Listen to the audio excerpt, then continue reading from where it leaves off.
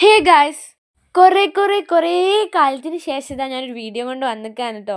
പ്രത്യേകിച്ച് ഒന്നുകൊണ്ടുമല്ല, ചെറുതായിട്ട് എഡിറ്റ് ചെയ്യാനുള്ളൊരു മടിയും പിന്നെ ടൈം ഇല്ലാത്തൊരു കുറവും കൂടിയാണ് കേട്ടോ. ഇന്ന് ഞങ്ങൾ പോകുന്നത് കോഴിക്കോടേക്കാണ്. ഇവിടുന്ന് മാനന്തവാടി എത്തുന്നത് വരെയുള്ള വീഡിയോ എനിക്ക് എടുക്കാൻ പറ്റിയില്ല. അവിടുന്ന് കൽപ്പറ്റ എത്തിയപ്പോഴാണ് വീഡിയോ എടുക്കേണ്ട കാര്യം ഓർമ്മ വന്നത്. ബസ് കയറിയപ്പോഴാണ് വീഡിയോൻ്റെ കാര്യം ഓർമ്മ വന്നത്.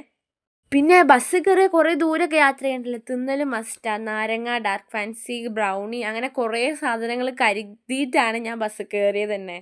ഞങ്ങളിപ്പോൾ പോകുന്നത് ഉമ്മാൻ്റെ അനിയൻ്റെ വീട്ടിലേക്കാണ്. കോഴിക്കോടാണ് ഉമ്മാൻ്റെ അനിയൻ്റെ പുര. പക്ഷെ മെയിൻ ഉദ്ദേശം ഹോസ്പിറ്റലാണ് കേട്ടോ. മാമൻ്റെ പുര അവിടെയാണ്. അപ്പോൾ ഇന്ന് ഇവിടെ നിന്നിട്ട് നാളെ വേണം ഹോസ്പിറ്റലിലേക്ക് പോകാനെന്നുള്ള ഒരു ഇതിലാണ് അവിടേക്ക് പോയത്. ഈ കോഴിക്കോടേക്കൊക്കെ വന്നിട്ട് ഒരു വർഷമായി. എൻ്റെ ഉപ്പച്ചീനെ കൊണ്ടാക്കാൻ പോയതാണ് ലാസ്റ്റ് കോഴിക്കോടേക്ക് കഴിഞ്ഞ വർഷം.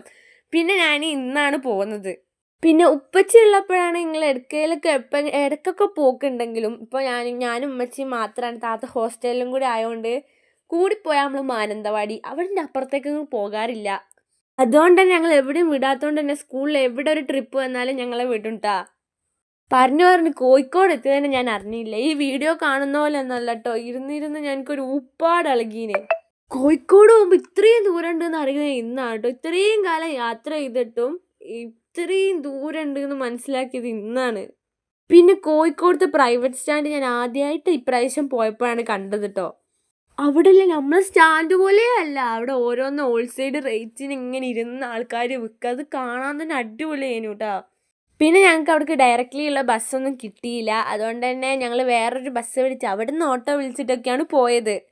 അങ്ങനെ 4-5 മണിക്കൂറിന് ശേഷം മാമൻ്റെ പുരക്ക് പോകുന്ന വഴിയാണ് കേട്ടോ. അവിടെ പോയപാട് നമുക്ക് ഉമ്മറാപ്പ ഐസ്ക്രീമൊക്കെ വാങ്ങിക്കൊണ്ട് തന്നിട്ടോ. അവിടെ അത്രക്കും ചൂടേനു. എന്ത് തണുപ്പ് കഴിച്ചിട്ടും മതിയാവുന്നില്ലേനു. പിന്നെ നിങ്ങൾ ആരെങ്കിലും ഇങ്ങനെ ഐസ്ക്രീം കടിച്ച് കഴിക്കാറുണ്ടോ? ഞാൻ എപ്പോഴും ഐസ്ക്രീം കടിച്ചങ്ങനെ കഴിക്കാറ്. അതിൻ്റെ പക്ഷമാണ് ഇടുന്നത്. അപ്പോൾ വീഡിയോ എടുക്കുമ്പോൾ അന്തല്ലാണ്ട് ഓരോന്ന് എടുക്കും. പിന്നെ അത് വേണ്ടായിരുന്നു എന്ന് പറയും. ഇനിയിപ്പോൾ എടുത്തതല്ലേ, നിങ്ങളും കൂടെ കണ്ടോളി. അത് കഴിഞ്ഞപാട് എന്നെ കൊണ്ട് തന്നെ മാമന് നാരങ്ങ വെള്ളം കലക്കിപ്പിച്ച്. അതും നല്ല തണുത്ത നാരങ്ങ വെള്ളം. അതും കുടിച്ചപ്പോൾ കുറച്ചുകൂടി ആശ്വാസമായി. പിന്നെ അത്